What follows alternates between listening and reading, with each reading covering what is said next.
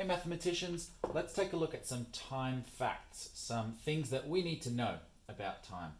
Taking a look at the clock here, we've got our three hands rotating around, all heading clockwise around to the right.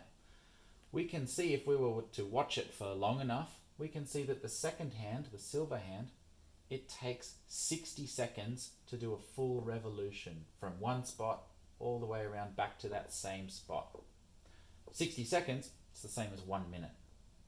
The minute hand, the long black hand, how long would it take to move between numbers? If it were at the 12, how long would it take to get to the 1? Well, we know it would take 5 minutes, or 5 revolutions of the second hand. The minute hand, how long would it take to go all the way around to do a full revolution? It would take 60 minutes, or 1 hour, the same thing. The hour hand, how long would it take to move from one number to the next? Well, that's probably the simplest answer here. It would take 1 hour. And the hour hand to do a full revolution, well, it would take 12 hours. How many whole revolutions would it do in a day? It would go around twice, because there are 24 hours in a day, so it would need to do 2 trips. Let's take a look at some other time facts. Now you can see the ones on the left are the kind of smaller time facts. They're when thinking about smaller amounts of time, one day. The ones on the right are bigger stretches of time. So let's start small.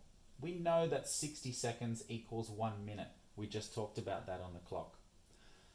We know that 60 minutes is equal to 1 hour. And 24 hours make 1 day.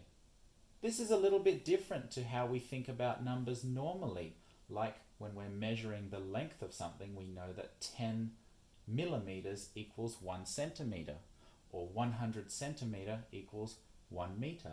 With time, those numbers are a little bit different. Unfortunately, it's not as simple as tens and 100s. Okay, so if 24 hours is 1 day, well, that also then tells us that half a day would be 12 hours.